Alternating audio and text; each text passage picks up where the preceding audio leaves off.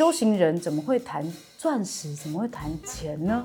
他教你怎么运用佛法来让你得到世俗上面的成功跟财富。2009年的时候呢，安鼎国际钻石公司已经是年收2.5亿美元营业额的一个公司，然后被巴菲特给收购了。就有人问他说策略是什么，他就说金刚经。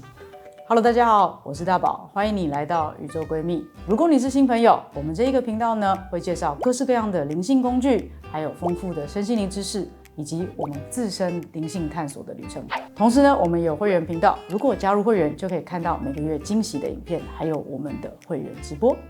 今天呢，要为大家带来一本我其实这2年影响我非常多的书啦。当和尚遇到钻石。和尚跟钻石，大家有没有觉得这个主题就蛮矛盾或是蛮冲突的呢？修行人怎么会谈钻石，怎么会谈钱呢？他教你怎么运用佛法，尤其是《金刚经》的知识，来让你得到世俗上面的成功跟财富，教你怎么用《金刚经》显化金钱啦。但如同我们之前一直在说的，如果你想要去学习一个法门啊，一个方法的话呢，其实最重要的不一定是那个方法，而是教授你这个方法的老师，这个分享者本身，他到底自己有没有走过这样子的一个成功的道路？他跟你说要丰盛，那他本身有没有丰盛？他跟你说要平静，要安住自己，他自己有没有带有这样的品质呢？这本书的作者呢叫做迈克·罗区·格西。什么叫做格西呢？格西呢其实就是所谓的佛学博士。如果呢你经过20年左右的一个修行，在佛院里面练习的话呢，你就有可能得到佛学博士的这样子的一个称谓。你会得到一顶黄色的大帽子，然后戴到你的头上，你不会有任何的学位的证书，但是你会得到这顶大帽子。那迈克·罗区呢，他就是这600年来第一位拿到格西称号的美国人，所以呢，这个就显得他在西方世界呢，在佛学界上面具有一定的分量。我都称他为格西麦克啦，就是 Dr. Michael 的感觉哦。格西麦克呢，他其实是一个普林斯顿的高材生。那他年轻的时候，因为他功课学业都真的非常好，那他一路就是平步青云的在学业上面呢，读到常春藤的普林斯顿大学。就在他大学3年级，妈妈走了之后呢，后来相继的他的爸爸也走了，然后他的兄弟也走了。所以呢，你可以想象一个大学生，就在他觉得好像人生要进入一个开展成长的期间的时候，突然间他就很早的面临到了生死的议题。于是呢，他在大学的3、4年级那之后呢，就开始变得有一点点疯疯的，这是他自己说的。有一天他在校园里面呢，就遇到了一个同学。那听到了格西麦克的状况之后，他就跟他说，我觉得关于这个题目呢，你在西方是学不到的，你可能需要去东方，你要去亚洲学习这个题目。于是呢，后来呢，他就飞到了亚洲，也就是在印度的一个藏传佛教的学院里面开始学习佛教的一些经典，学习佛学。直到呢有一天，他在那边已经有了一定的佛学的基础之后呢，他的老师就告诉他说，你学了这么多佛学的经典，你学会了《金刚经》，学会了《心经》，你也知道什么叫做空性了，那你就要去把它实践出来，去把它显化出来吧。然后 Michael 就说，可是我是学佛的我是一个和尚我都已经出家在这边这么多年了，你要我这个时候再去经商？他说对 Michael， 而且你要回到纽约去经商。这个时候呢 Michael 就想到，一直要回到纽约那个商界，就是很多很贪婪的，然后他们的修为都没有很高，每天都想着钱。但是呢 Michael 就问他老师说，好，那如果我真的要去的话，那商业计划是什么？那他老师跟他说，金刚经。金刚经？金刚经怎么当做商业的计划？你去了就知道，而且你要给我在1年之内赚到100万美元。可是呢，藏传佛教呢，其实在训练他们的门徒呢是非常严格的。如果你不听师父的话，不听老师的话，老师是可以拿他的念珠鞭打你的，所以他们都很听话。于是呢，这个格西麦克呢，他就真的这样子很听话的就飞到了美国，然后呢，他决定呢从事钻石产业。因为他说呢，在他之前有一次冥想的过程当中呢，他看到了一个跟钻石相关的影像，所以他就决定，如果他真的要从事商业的话，他就要进入钻石产业。然后呢，在纽约的时候，哈诺先去了一个就是钻石的学院，就是学习钻石怎么分等级啊，一些钻石基本的知识。然后在那个里面呢，他遇到了教课的这个老师，这个老师是一个以色列人。后来他就进到了这个以色列的这个老师的公司里面去，在他29岁的时候，1981年，然后进到了这个 Anden International Diamond Corporation 安鼎国际钻石公司里面，然后从一个就是打杂的小弟开始做。在2009年的时候呢，这个公司呢已经是年收2.5亿美元营业额的一个公司，然后被巴菲特给收购了。就有人问他说，让这个公司成为了就是这10几20年来就是营业额爬升最多的公司，你的策略是什么？他就说金刚经。麦克格西罗区就写了这本书《当和尚遇到钻石》，这是他的半自传，然后也很多道理。他呢有在 TED Talk 还有各个地方呢，就会教大家怎么用笔来了解空性。那麦克罗区格西很难念，那从此呢我就简称他为 Michael。OK， 我邀请我们家的凤凰来跟我做一个呼应哈。Michael 呢在教课的时候呢，他就会说：“这个是什么？一支笔，一支笔，对吧？”那假设现在有一只狗，它来到这里，它看到它了，然后呢，我拿着这个东西，然后这样，这个狗它会觉得这是什么？骨头，骨头，或是一个磨牙的玩具。所以这个东西，它是一支笔，还是一个磨牙玩具？取决于谁看它。很棒。那如果假设现在这个空间里面所有的人都离开了，狗也离开了，那它是什么？就是什么都不是啊。所以你刚刚说我们人看到它会觉得它是笔，这个笔是由它而来，还是由我们而来？应该是说，因为笔是人造的，所以我理论上知道它是笔，但我知道它是笔的原因是我有这个知识库，所以知道它是笔。所以它本身并不具有笔的特质。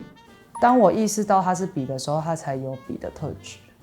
因为狗看到它的时候，并不会觉得它是笔，所以其实这个笔本身就是空性，这就是《金刚经》里面所讲的空性。原来它是空的哦，没有人哦。可是当我们转过来看到它的这一瞬间，我们内在有一个种子，就在这个时候就打开了。而这个种子让我们知道啊，它是笔，它跟我过去里面所认识的每一支笔都长得一模一样。没错，它有笔盖，然后它有墨水，然后它有笔尖。没错，它就是一支笔。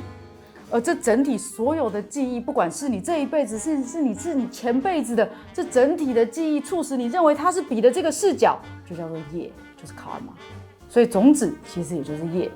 而在那一刻，我们的业打开了，显化了，让我们认识了笔。从这个角度来解读，这根木棍加上这个盖子、这个塑胶、这个墨水、这个笔尖，其实它是一支笔。今天这个东西你可以替换成任何的东西啊，好比说钱，我拿一张纸钞放在你的面前，对我们来说哦，新台币，新台币，这是我可以拿去买我想要的东西的一个货币。可是你如果把这个纸钞放在一个遥远的部落的人的面前，说这是什么？可以拿来烧吗？烧来可以取暖哦，取暖用的一个材料，其实它是空的。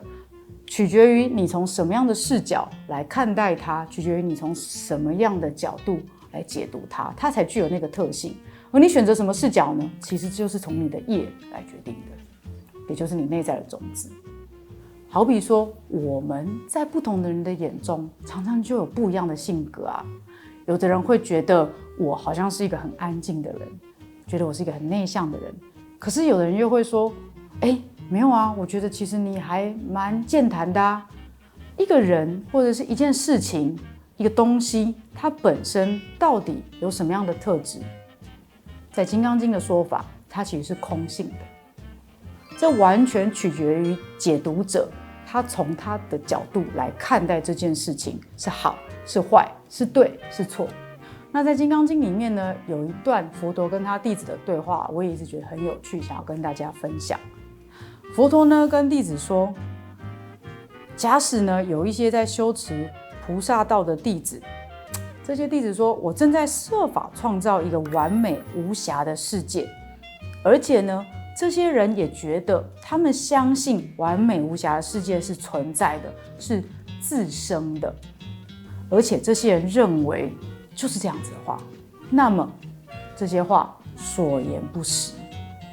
他是说呢，完美的世界本来就存在，这个句子本身就是一个错误的句子。坦白说，不管是一本书，或者是你要不要买房子，要不要结婚，或者是你身边讨论这个同事以及大宝是一个怎么样的人，本身呢，大宝是一个怎么样的人，这个同事还有这个房子还有这本书，它是好的还是坏的，它根本就不是一个本来就有的事情。如果这个东西真的具有那样的特质的话，那每一个人都会这样认为啊。如果他真的本来就是一个好人，那所有人都认为他是好人。如果他真的认为这是一个好的房子，那所有人认为它都是好房子。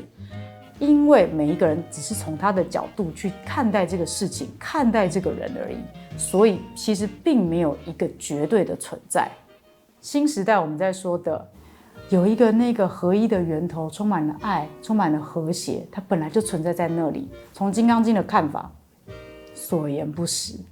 在基督教、天主教的看法，有一个天堂，我们只要努力工作，死后就会去，所言不实。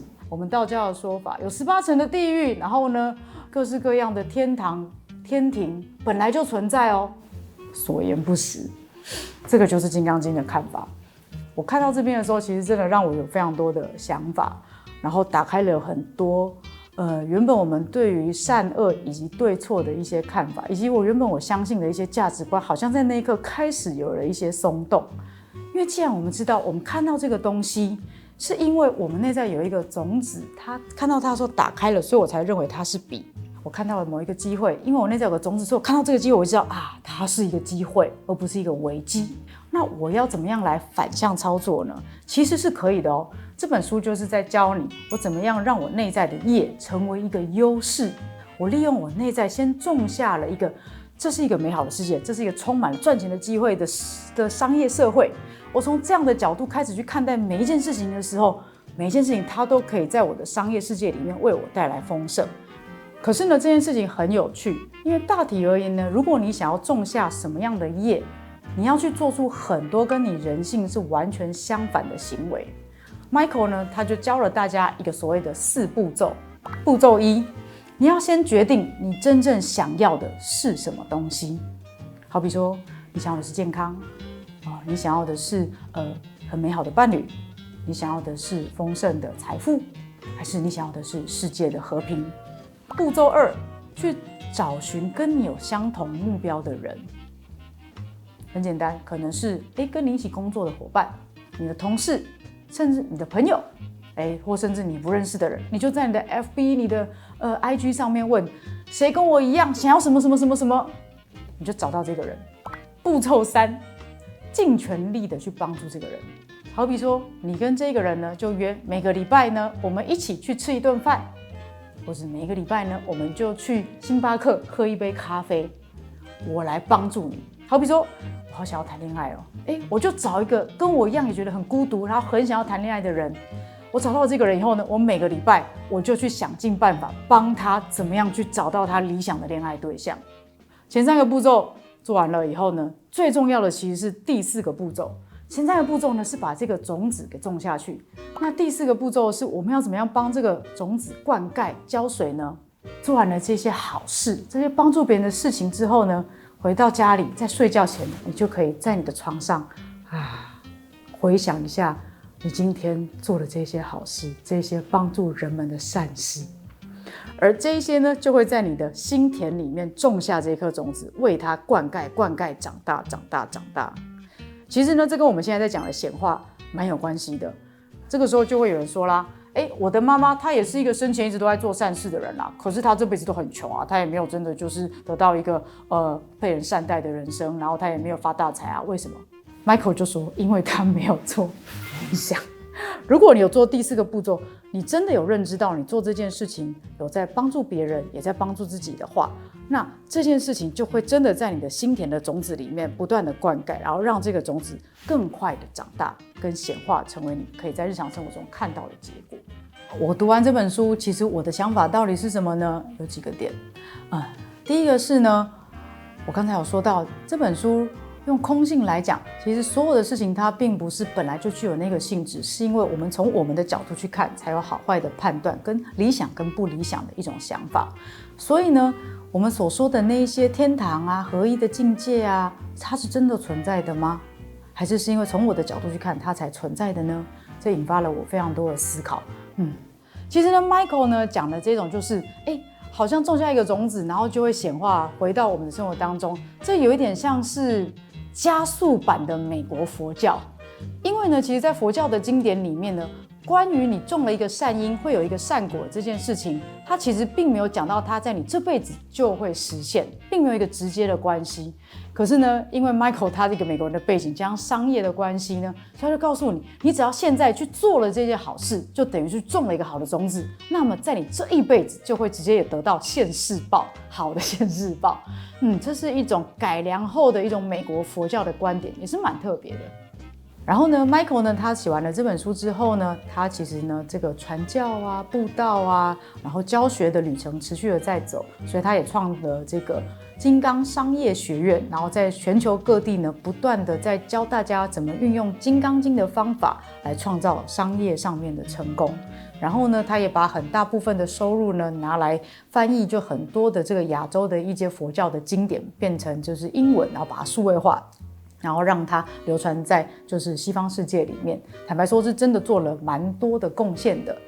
但同时呢，后来呢，也因为呢，它也有一些蛮多的争议啦，所以呢，虽然他讲了蛮多蛮有趣的学说，但是我们也不需要去神格化这个作者。